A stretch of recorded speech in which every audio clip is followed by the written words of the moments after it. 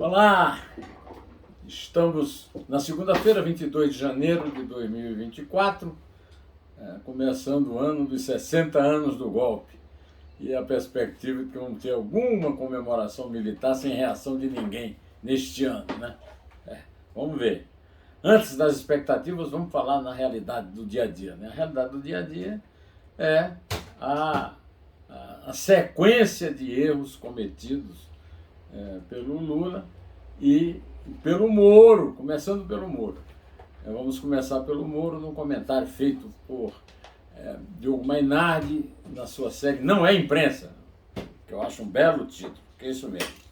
Bom, a mancada do Genuíno também faz parte aqui do nosso cardápio e a eventual delação premiada de Rony Lessa, o assassino de Marielle Franco. Bom, meus amigos, agradeço muito a vocês que esse fim de semana eu não produzi nada, mas prometo voltar no próximo fim de semana com Neumann Entrevista e com 2 Dedos de Prosa, mas vamos aos fatos do dia, agradecendo a quem me cumprimentou, a quem me acompanhou e a quem continua esta semana no dia a dia a acompanhar aqui os meus comentários. Eu quero ler aqui para vocês um comentário em cima da pinta do meu amigo Diogo Mainardi. O Estadão Editorial atribuiu a redenção moral dos quadrilheiros presos pela Lava Jato à decomposição moral de Sérgio Moro, assim como a sua aniquilação moral.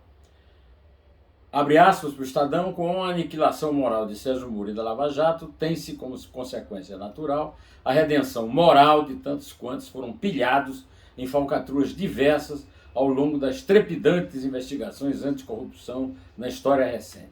Ressalve-se que, obviamente, não se trata de ver aí uma ação concertada entre os diversos interessados, ainda que seja tentador ligar os pontos, mas é inevitável constatar que há poucos insatisfeitos com o destino de Sérgio Moro, desmoralizado por Bolsonaro, desqualificado pelo Supremo e possivelmente despejado do Congresso. Que fim melancólico para aquele que se dispôs a ser a palmatória do mundo. Segundo o Diogo, o que ocorreu foi exato o contrário. Moro entrou para o governo Bolsonaro porque o STF já havia iniciado o processo de aniquilamento da Lava Jato. Em meu velho site, que acompanhava de perto a rapaziada de Curitiba, todos concordavam que a aventura ministerial de Moro tinha tudo para fracassar, mas ela era motivada pela certeza de que o jogo havia virado com a morte de Teori Zavascki e a conversão de Gilmar Mendes, que bandeou alegremente para o lado de lá depois do impeachment de Dilma Rousseff e depois que o PGR pegou Aécio Neves e Michel Temer, o xodó dos editorialistas do Estadão. Muito antes, portanto, de Bolsonaro ou do hacker de Araraquara. O Diogo está certo, mas é preciso lembrar algumas coisinhas aí. Não foi só isso. Eu quero lembrar o seguinte: quando o Diogo advertiu sobre o erro fatal que o Moro tinha cometido ao aceitar o Ministério da Justiça, eu também fiz isso. A aceitação pelo Moro do Ministério da Justiça do Bolsonaro foi fatal para ele, mas não foi o primeiro passo errado. O primeiro passo falso, que eu adverti também, foi o encontro a gargalhadas do seu Moro com o citado Aécio Neves, o coveiro do PSDB. Esta é uma coisa. Mas o que eu venho alertando aqui há muito tempo é que a sentença não é exclusiva do Moro. A condenação do Lula e dos réus em geral da Lava Jato, essa condenação foi acompanhada por mais 9 juízes. 9 juízes de instâncias superiores. O terceiro Tribunal Regional Superior Regional de Porto Alegre, o Superior Tribunal de Justiça e o Supremo Tribunal Federal, numa votação de 6-5. Maioria. É uma maioria apertada, mas é uma maioria. Quer dizer, a sentença, o Moro não foi o único juiz, então um erro exclusivo do Moro não explica isso tudo. É bom, o Estadão, como lembra o Diogo no comentário dele, é muito fã do Aécio e do Temer, e por isso esquece essas coisas. Talvez, não sei. Não sei se de repente alguém esqueceu mesmo, mas a verdade é essa. cadê a condenação dos 9 juízes que concordaram com o Moro? Se o Moro estava errado, por que é que os 9 juízes que concordaram com ele em instância superior estavam certos? É uma resposta que ninguém me dá. Assim como o Mainardi, eu estou cobrando mais coisas. Segundo o Mainardi, o Estadão é incapaz de ver uma ação concentrada entre os diversos interessados e se recusa a ligar os pontos. Mas é para isso que serve a imprensa, não é? O jornal não pode imitar Dias Toffoli e subverter o passado com uma canetada, anunciando uma redenção moral dos criminosos quando houve apenas um golpe para garantir a sua impunidade. Essa é a pura decomposição moral. Que fim melancólico. E aqui eu assumo a mesma denúncia do Diogo. É um golpe. E o próprio jornal adere ao golpe quando aponta apenas o erro de ter aceito o Ministério da Justiça pelo Bolsonaro, que foi um erro grave, sem contar já o caso anterior com o Aécio Neves, e também quando não fala nos julgamentos posteriores dos 3 tribunais aos quais a vara de Porto Alegre respondia, como continua respondendo. Bom, meus amigos, hoje o deputado estadual Guido Zacarias, da União do São Paulo, apresentou denúncia ao Ministério Público contra o ex-deputado federal, o ex-presidente do PT, José Genuíno, após falas do petista pregando boicote contra empresas de judeus, entre aspas.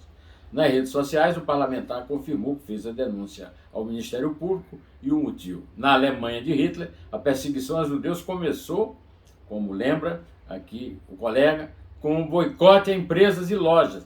Teve inclusive a famosa Noite dos Cristais, quando os nazistas quebraram as vidraças das lojas dos judeus em Berlim e em grandes cidades alemãs, né?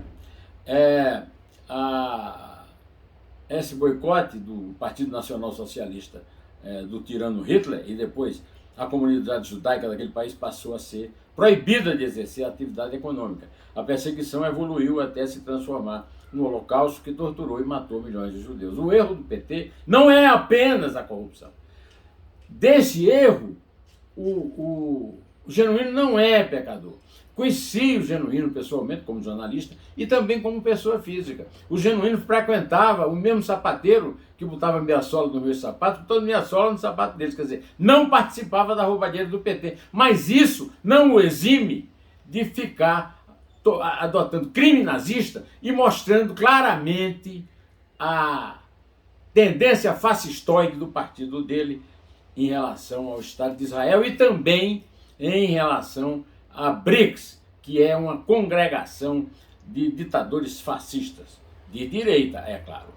Bom, o meu amigo, querido amigo e grande jornalista Lauro Jardim, publicou que o ex-policial Rony Lessa, apontado como autor dos tiros que mataram a vereadora Marielle Franco e o motorista Anderson Torres, teria fechado um acordo de delação premiado com a Polícia Federal. Ele citou fontes próximas à investigação.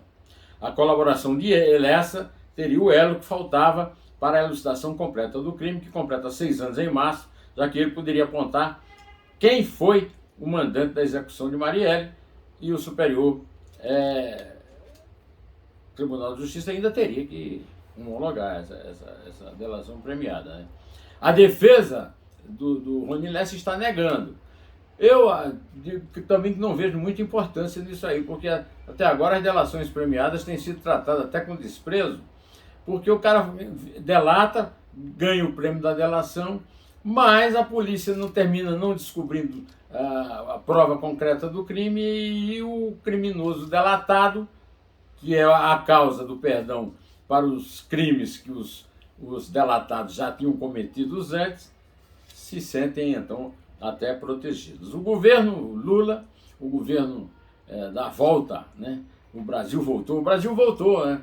A refinaria Abreu e Lima voltou, por exemplo, e agora o governo prevê 300 bilhões do BNDES com novas políticas previstas para fazer ressurgir o erro do apoio financeiro à indústria, para que haja uma volta do consumo e assim haja arrecadação para o Lula gastar e os seus companheiros de governo, né?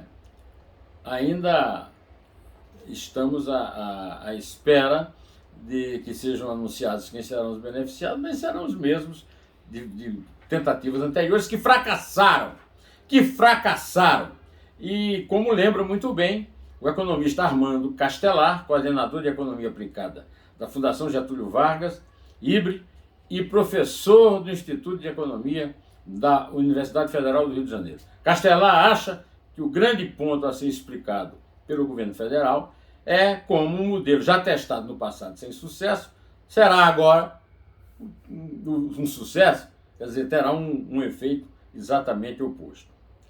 Bom, meus amigos, eu tenho hoje uma nota fúnebre a dar, mas eu garanto a vocês que não é uma nota assim tão fúnebre, né? Antônio Henrique Bittencourt Cunha Bueno, de 74 anos, morreu depois de uma notável trajetória política. Ele era filho de Antônio Silvio Cunha Bueno e Edi Bittencourt Cunha Bueno, graduou-se em Economia pela Universidade Mackenzie, foi corretor de seguros e sua carreira política teve início quando jovem, aos 21 anos, como vereador. Ele ocupou 4 mandatos na Câmara Federal, superando o pai, que era um político mais importante da família dele. Ele também foi secretário da Cultura de Paulo Maluf. Nessa condição, eu vivi com Antônio Henrique Cunha Bueno um episódio bastante singular. No meio da madrugada, eu estava no meu sono, no hotel em Lisboa, acompanhando a visita de Maluf, que foi a Lisboa para resgatar os restos mortais da Imperatriz Amélia, que foi a mulher de Dom Pedro I, e que foi trasladada da igreja de São Vicente de Fora, em Lisboa, para a cripta imperial em São Paulo. Pois bem, no meio da madrugada me acordou para conhecer quem? A Imperatriz. Foi até lá o caixão, pediu ao guarda para levantar o caixão, e eu fiquei absolutamente pasmo quando vi o cadáver da rainha inteiramente exumado, como se estivesse dormindo, né? Esse episódio me serviu para lembrar e terminar aqui esse comentário dizendo o seguinte: o que a ciência não é capaz de fazer, né? Pois é. Bom, vamos embora, direto ao assunto. Em pé!